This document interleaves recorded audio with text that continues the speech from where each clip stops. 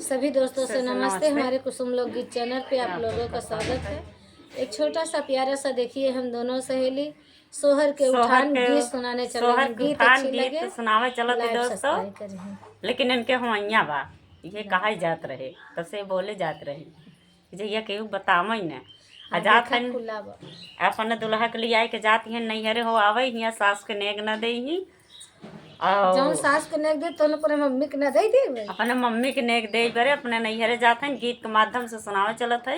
आप लोग का हाथ जोड़ के विनती बा कि आप लोग सपोर्ट करी, फुल आवाज में गीत सुनी, 5 तब मिनट का आनंद समय मिले। निकाल के और कुसुम लोकगीत 01 चैनल पे आइए गीत के सुनाती हूँ। चला चली राजा नैहर में लाल होई है, चला चली राजा नैहर में लाल होई है, हिया लाल होई है सासू जी ने गलई है, हिया लाल होई सासू जी ने गलई है, चला चली राजा मम्मी के नेग दूंगी, चला चली राजा मम्मी के नेग दूंगी, चला चली राजा नैहर में लाल होई, चला चली राजा नैहर में लाल होई, हिया लाल होई जेठान ने गलई,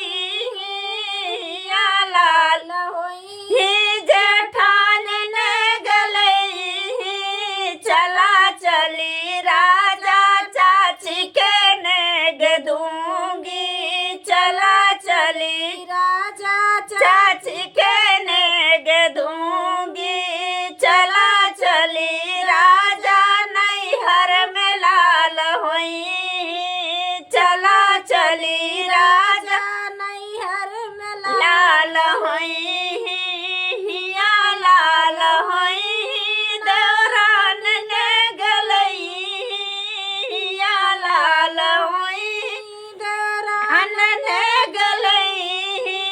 चला चली राजा भाभी के नेग दूंगी,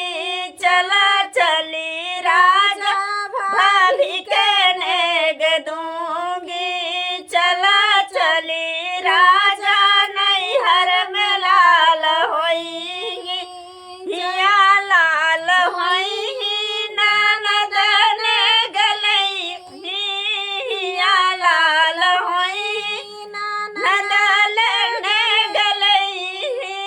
चला चली राजा बहिनी के नेग दूंगी, चला चली राजा बहिनी